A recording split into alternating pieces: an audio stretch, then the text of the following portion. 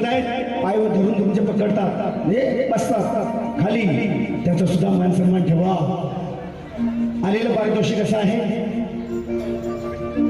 Okay okay okay okay okay. फरमाईश रोहिदास कामत यांच्याकडून गवळण झाली पाहिजे. स्वर मुरलीचा